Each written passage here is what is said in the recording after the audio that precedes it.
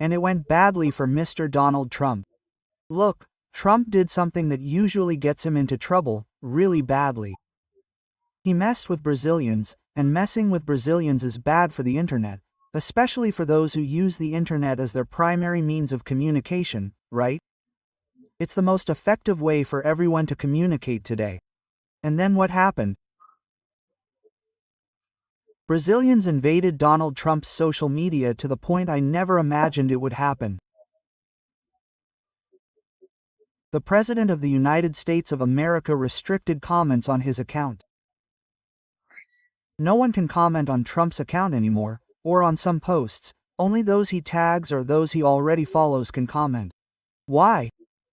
Because if he opens the comments, thousands of Brazilians will be there to insult Trump, to say, "Respect the comments here," on Trump's social media. He deleted the post about Brazil. I tried to show it, but many people took a screenshot, right? Comments are restricted. Here's the comment with the most likes. Sovereign Brazil. Brazil is not the United States' backyard. Long live BRICS. You forgot the biggest rule in the world. Don't mess with Brazilians. Brazil is the lungs of the world. Long live the Amazon. Long live Brazilian sovereignty. But in other posts he made, even old ones, all sovereign. If you're going to cry, send audio. Melissa Alexander de Moraes, hero of Brazil. You don't intimidate here. Brazil is a sovereign country. This is a post from 4 days ago, okay? Then there was another one from 4 days ago. There are only Brazilians. Trump did it. He was cancelled by Brazilians. I restricted the comments on the last one, which was about Brazil. Then he deleted the post, but it's no use. Now, whatever he publishes, we have one mission: to destroy him.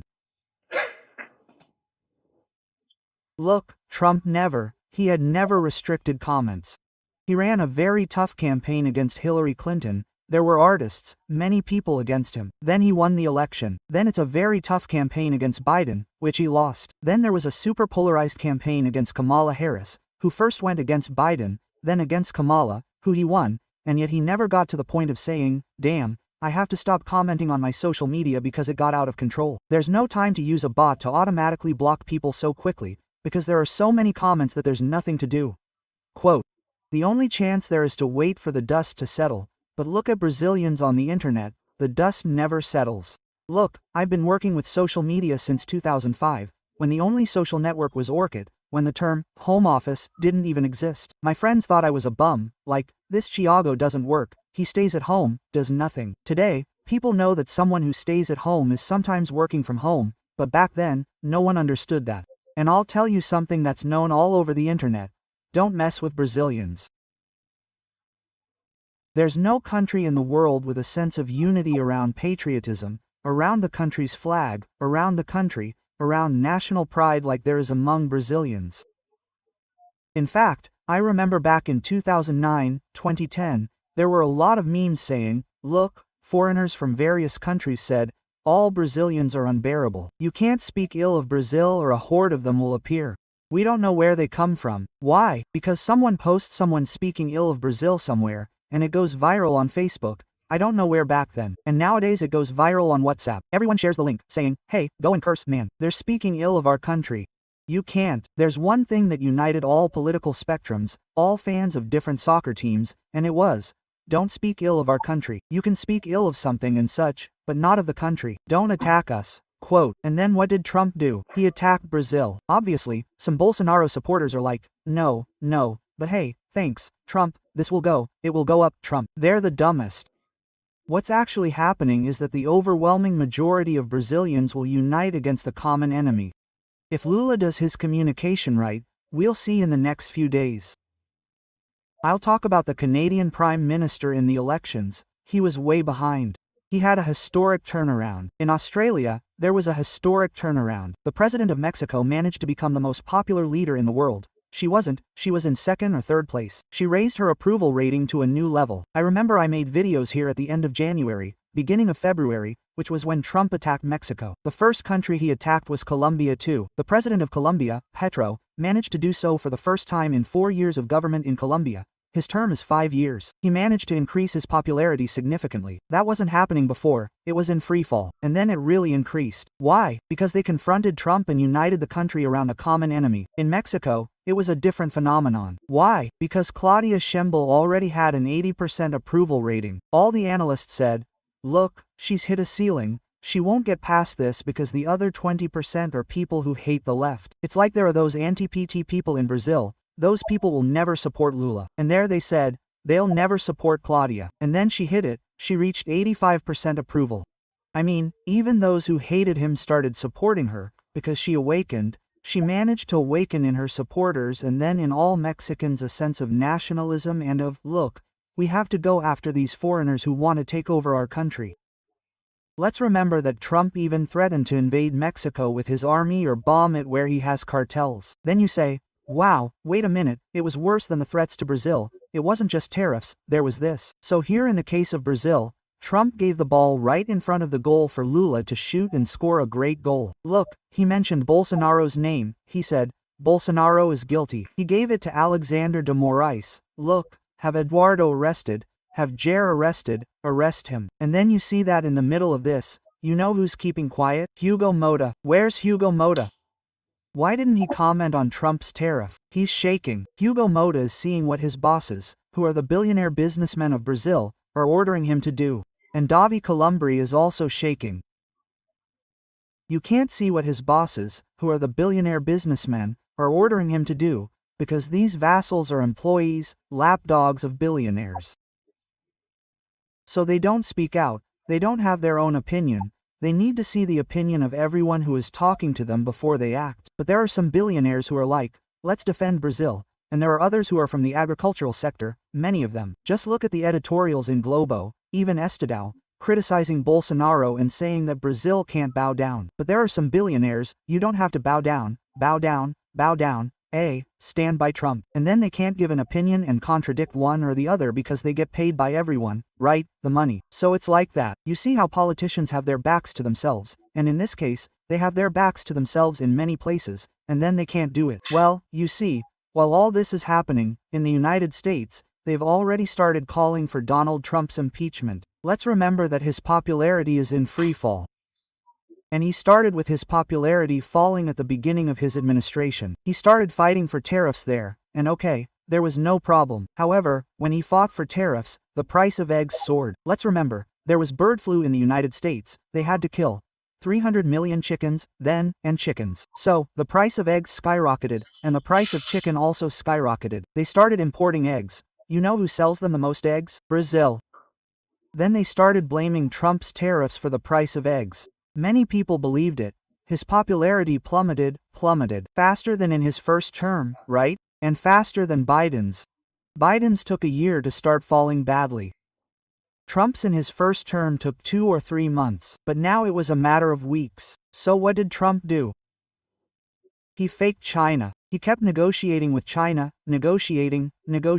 By the time he lifted the tariff on China, 40 days had already passed. And then, I even met a truck driver in the United States who said, oh, I'm not working, I'm on vacation. But I told him, look, now you're going to stop coming to work, right? He said, go. And he confirmed something I had said on Plantão Brazil days before, which is, ships from China have stopped. Enough, 70% fewer ships were arriving. When fewer ships arrive, what does that mean? That there will be less work for the truck drivers who all support Trump. They're all crooks because there are no containers arriving for them to transport. Since there are no truck drivers transporting containers, because 70% fewer are arriving, what happens? Stores start to run out.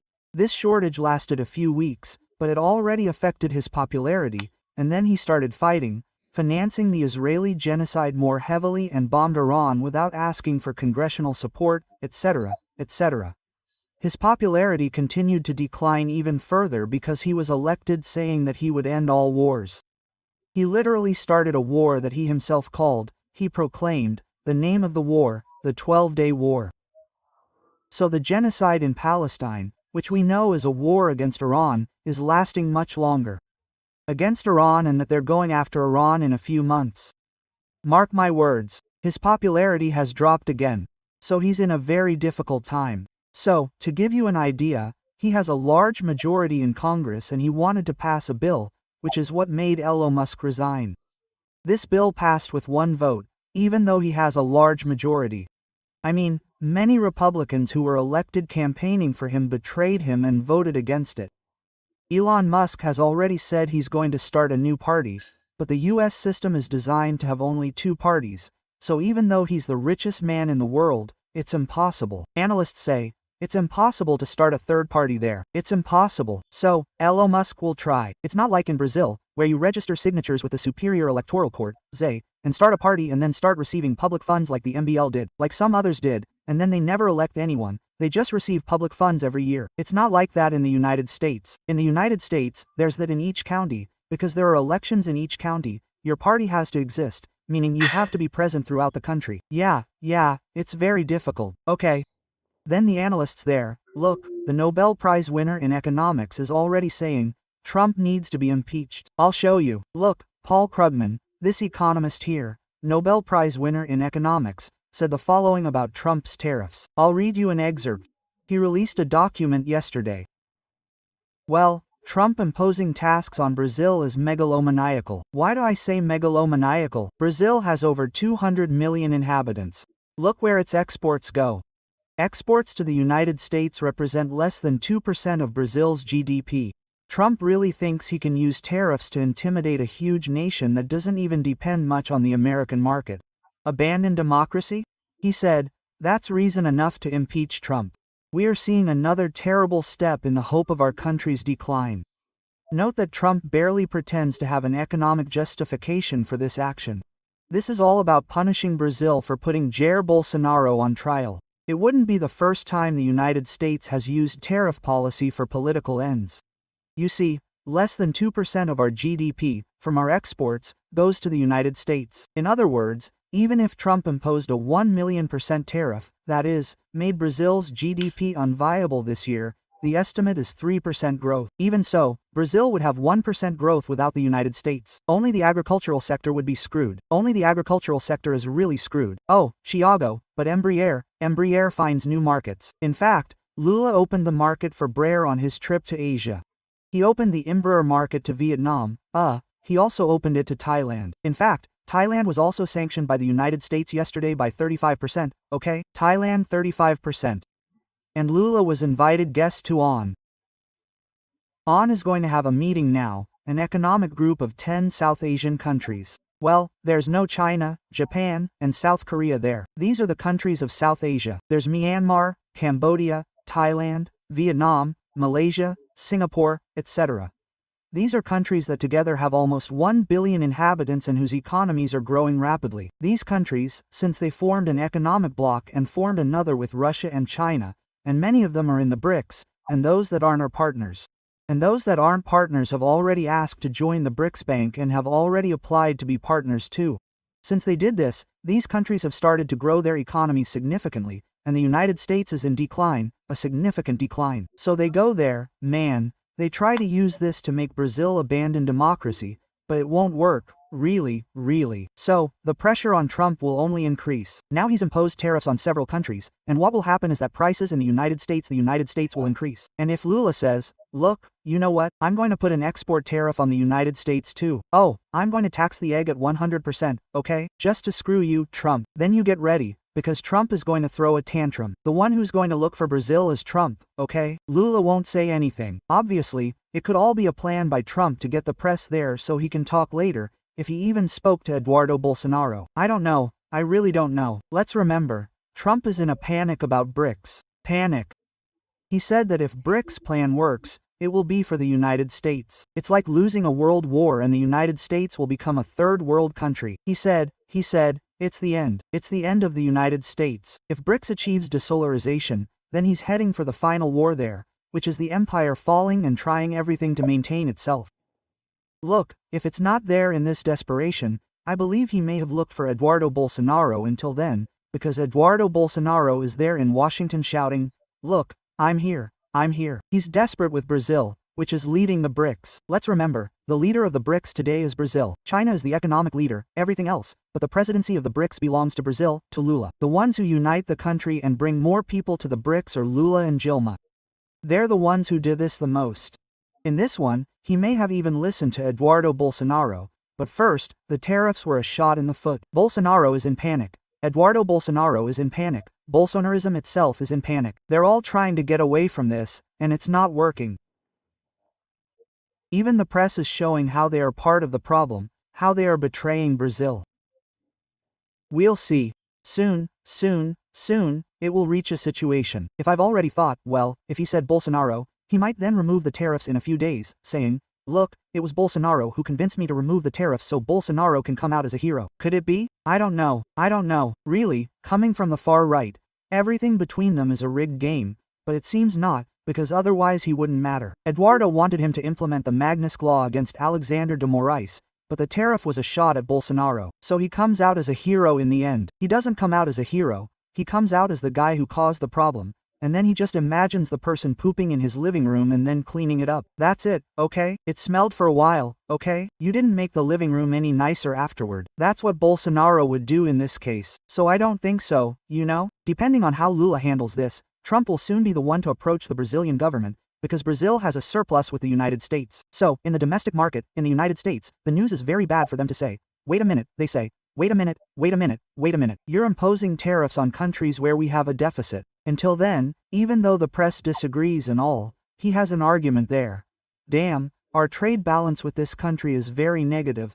I'm going to impose tariffs and unless they negotiate and accept our products in their country, okay? However, with someone they have a surplus, the worst surplus of 15 billion, no, 45.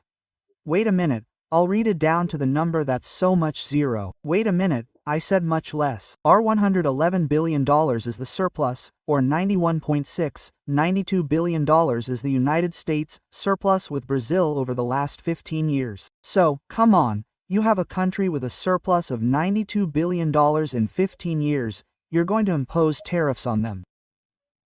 Think of a stupid person. Think of who will be most affected by this. Bolsonaristas in the agribusiness sector, mainly, and the Americans, from countless sectors of the press, from the companies. Then I saw the press saying, yes, but Petrobras will be affected. Look, the best thing that's happened to Petrobras. Under the Temer administration, Petrobras started exporting crude oil and importing refined oil. And because Temer started selling refineries, gasoline became much more expensive in Brazil. If Petrobras no longer exports crude oil to the United States, I almost said something bad there, or maybe I even said it without meaning to, well, then it'll be able to refine in Brazil and gasoline will be cheaper. Lula now has a golden opportunity to say, look, you see, we have to invest in refineries, see, or nationalize the refineries. There's a refinery that Bolsonaro nationalized that was closed. He said, wait a minute, nationalize it, we have better oil. He gave Lula a good chance. It takes a few months, but for him to get around a problem that was created during the Temer administration that he wasn't able to solve. Petrobras, wasn't able to solve this problem because there's a lot of pressure from the financial market on Petrobras. So now he gave Lula a good chance, and now everyone is supporting the government in whatever it does. Obviously, depending on what it does, they won't support it. But in that regard, I ask for your subscription to the channel. We're still here in the fight, he said.